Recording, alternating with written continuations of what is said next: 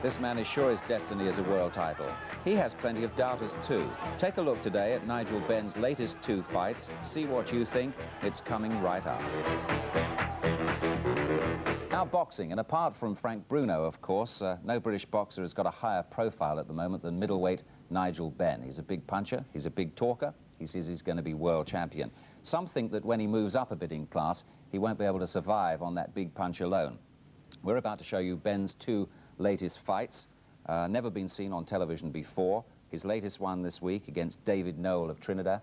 Trinidad is coming up shortly. But first, let's go back a couple of months to his bout with Anthony Logan of Jamaica. Jim Neely now reports. If ever a boxer lived up to his nickname, it's Nigel Benn. The Dark Destroyer has a phenomenal record as a knockout specialist. Not one of his 20 contests has gone the distance. Since his first professional fight almost 2 years ago, Benn has been the man about whom the tabloids have gone overboard. As an amateur, he was no slouch. He won the 1986 ABA middleweight title, beating Johnny Melfa. And in comes Benn again, and he's hurt Melfa badly this time. He reels back against the ropes and takes a compulsory standing count in the final round.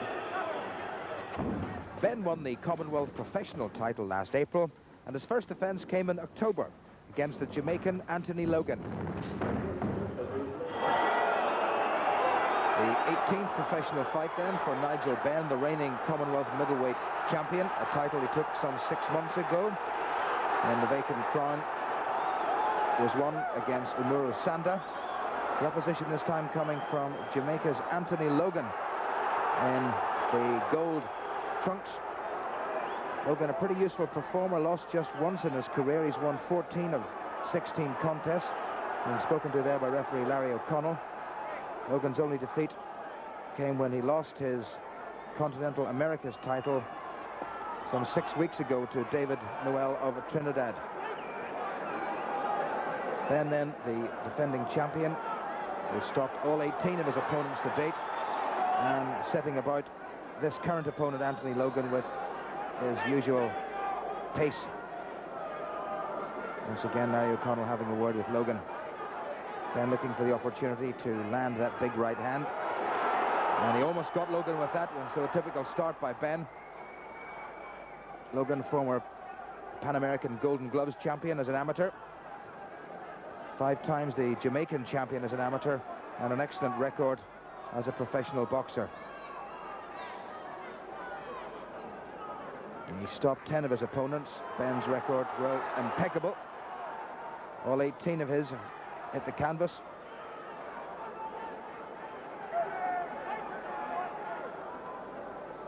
This is scheduled for 12 3-minute rounds, and the furthest Benn has ever been before is 7. Reggie Miller from America took him that far, further than he'd ever been with anybody before in December of last year. Logan holding on as we come up to the end of the 2nd minute of the first. And this time it's Benn who gets a little word of caution from Larry O'Connell. Benn trying the uppercut, but missing. Getting picked off. Oh, got caught with a good right from Logan, and Logan gets him with the left. So Benn, the gloves held fairly widely apart, not looking his usual comfortable self. Pushing Logan off with a forearm and missing. Logan at this stage, well, my goodness, now, was that a slip or did he catch him with the right? Benn came forward and seemed to miss, and he looks to his corner for advice and help with about 30 seconds to go at the end of the first, and no one has ever seen Nigel Benn like this before. He's in total disarray. The corner on their feet, glancing anxiously at Benn, who's done well to come back. He went down for the first time as a pro, and Anthony Logan, not expected to give him too much trouble, is doing just that. Logan looks as if he's been 6 or 7 rounds already, the mouth open, but he's coming forward, and Benn, a frown, and he's not very happy at all, the champion. Well, almost a sensation from the man who's used to producing sensations in terms of knocking people over, and Benn not happy. Well, Logan piled on the steam earlier on in that first round, Ben moved very well from the waist and left himself open, and that was a right hand from the Jamaican, and it caught Ben flush in the jaw, and down he went. Well, we don't see that very often. My goodness. Well, Nigel Benn in the corner, and he's getting all sorts of advice from Brian Lynch, and the advice must be to come out and start picking the punches and being a lot more accurate. Now, can he do that? Well, he's coming forward and he's missing his Ben, and Logan has turned him well, and Logan boxing quite sensationally. And Nigel Benn, who's come in for a fair bit of criticism in terms that he hasn't really fought anybody worthwhile, people say. This is a very worthwhile boxer indeed, and a worthwhile opponent for him. Well, Ben doing his best, Logan holding and then hitting, and Ben seems confused and flustered. He got caught with a right uppercut then, and Ben, well, he really is shipping some punches. He's not moving away from Logan, and Logan's quite happy to stand and trade. He feels he's got just as good a punch as Ben, it seems.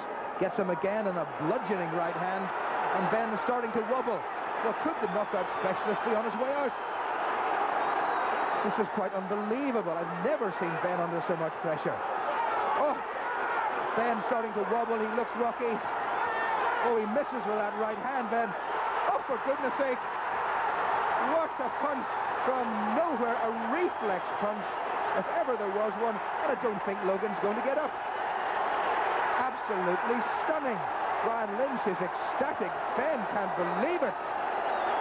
Oh, it's been stopped in the second round with just about 1 minute and 15 seconds gone. Ben has defended his title, and for all the world, it looked as if he was going to have to give it up. Now, Logan, looking like a man who'd already gone about 12 or 15 rounds, was throwing punches the way Nigel Benn normally does from every conceivable angle, and Ben seemed totally unable to get out of the way of them. Ben taking lefts and rights, and there's that another big right hand coming around. Logan missing with as many as he was catching Ben with, and Ben, well, forced back into the Jamaican's corner, and for all the world, gone. And from absolutely nowhere whatsoever, he produced that left hand that kept him his title and left Logan prostrate. 6 weeks later, Ben was to put his title on the line once again. The challenger this time, David Noel of Trinidad, a man who'd also beaten Anthony Logan, albeit on points, and Noel was certainly far from impressed with Ben's display against his fellow West Indian. I think Logan was the better fighter. Logan should have won the fight, but like everybody makes mistakes sometimes. Having lost to both Nigel Benn and David Noel, who then would Anthony Logan put his money on? Well, I think it should be a very, very keenly contested fight, and I give David Noel the edge on him because he has more boxing ability, and Nigel Benn only packs a big punch, and if Noel can stay away from that, I give him a good chance of winning.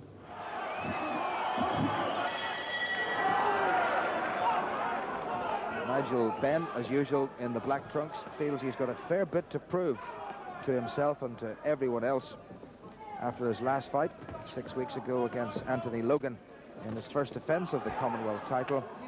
He survived a tremendous barrage of shots to take Logan completely by surprise with that desperate left hand that put the Jamaican down and out of the fight completely. The man in against Ben is the only man to have beaten Logan, and it's Trinidad's David Noel who defeated Logan to take the Continental Americas title. Ben, 19 contests, 19 wins, all including the one against Logan inside the distance, and even at this stage the Trinidadian boxer is having to hold on. So Ben looks to be back to his old ways again. He's not throwing quite so many wild punches as before. Well, goodness me, Noel's in trouble. Into the second minute of this, the first round, and David Noel, the challenger, really does have problems, and look at the expression on Ben's face. Adrian Morgan has to separate them. He'll not be able to do that for too much longer if Ben has his way. And Noel coming forward with his forearm up to protect his face. He may need just about everything if Benn's back to form. But he did not look good until he managed to stop Anthony Logan. Well, David Noel, 6 losses in his 29-fight career. One of those to the very good Lupe Aquino, who went on to become the WBC light middleweight champion. And he's having to hold on in the first round. We're coming up to a couple of minutes gone. Oh, there was a right hand that had caught him high on the temple. And Noel goes down again. And I don't think Adrian Morgan's going to let this continue. Indeed not. He stopped it. He's taken Noel into a neutral corner. And Nigel Benn has made a second successful defence of his Commonwealth Middleweight title. And it's another first round stoppage. And that's the 10th time he stopped a man inside 1 round. Well, look at the concentration, and that got right through. That right hand came right through Noel's defence, and there was no way back for him after that. What a punch. Nigel, congratulations. What was the difference between this one and the last one? Anthony Logan. Well, first of all, I let my emotions interfere with my training, which, I mean, tonight I wanted to show him that, you know, it wasn't a fluke. It wasn't a fluke thing. It was, now it was all controlled aggression. And I wanted to go out there and box him in jabbing and prove a point to people that I can box, pick my shots, which I've done very well. He held on to me a couple of times, but I didn't know if he was held. I just thought he wanted to claim me, just to, like, spoil me. The next minute, he was really clinging tight, and I knew I had him. So, like, as my trainer Brian says to me, mag to grid, get rid. You know, and that was my intention, to get rid of him. I knew I had the punching power, and it all paid off. A very merry Christmas, not guaranteed. Nigel Benn was up and about pretty early last Sunday morning for a meeting with 2 of the men with whom he's closely associated, Frank Maloney and Ambrose Mendy. A few problems putting weight on during the day, and we're going to go back to light middleweight, etc. He said, but let me tell you something. What that kid did, he was to destroy. Well, that's what he will never again be the same fighter. Well, he said to me, his trainer comes up, he goes, man, anybody that can do that to my boy, he going all the way. That's what he was saying to me. Benn's sensational victory over Noel brought the predictable newspaper headlines. But for Benn and his associates, a happy new year will only be achieved if his career keeps on the up and up. And it's time to consider other opponents and other titles. Benn has made no secret of the fact that the man he wants most of all is the British champion Harold Graham, now rebuilding his career after the loss of his European title to Sambu Kalambe. But the way to Graham may well be through a fight with Michael Watson, no mean puncher himself, as Ricky Stackhouse discovered. Sunday morning business having been concluded, Benn relaxes, enjoying the trappings of a successful professional boxer. There's time to reflect, too, on the greatest influences on his life and on his boxing career. My first correct move in life was joining the army, and, you know, and it paid off so much. It's untrue. The army, I've got to owe everything to the army, because the dedication and motivation all came from the army. I mean, I could see myself in 3 years, 3 years previous, or 4 years, getting out of bed and going running in snow. But now I do it, and I don't mind, because I want to be #1. And it's just like the army. I came second in a race, and he goes to me, the sergeant major was effing and blinding and, oh, calling me this. He goes, you feel good because you come second and you won a medal. But he goes, there's somebody out there that's better than you. And it stuck in. I thought to myself, well, you're right, there's somebody out there. Be second to nobody, be #1.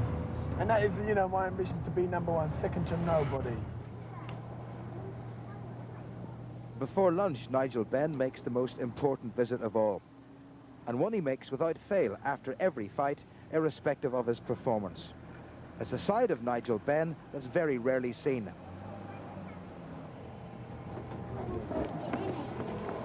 Good morning. Good kid. What? No. Congratulations. All right. Yeah.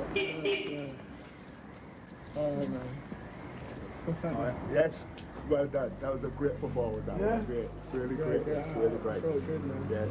Yes, I like it. I like it. Two or three more like that. Well, I felt good. Yes, great. Loads of money, this man. Loads of money, I'm telling you. Man. I picked my shots. I didn't rush. I was so like, picked my shots and went out there. It was a brilliant performance. Really good. Really good. I was really proud of it. Well, I am proud, but I was even more proud last night. Yeah, great, great. See, it's like securing lives for my kids. It's not for anything else. Like my dad, who you know I got so much respect for because the way he had to bring up seven kids, and you know, and I want a big family, so you know, I've got to get out there and graft hard, really graft, and I know I can achieve it. I know I can achieve it, and I will, because I'm putting everything into it now. You know what she said? She said she wants a BMW. What do you want? So I've got to work hard. Nigel Benn, who's definite box office. Now, Frank Bruno, who is certainly box office, should have touched down at Heathrow about 10 minutes ago. We've sent a car for him to see if he'll pop off and have a few words for us about the upcoming fight with Mike Tyson. If he's jet-lagged, he'll probably have a phrase for our driver. If he's not, he'll pop in and see us a little later on. So we're hoping to have a word from Frank, who's just come back after signing the big fight, February 25, as we were saying.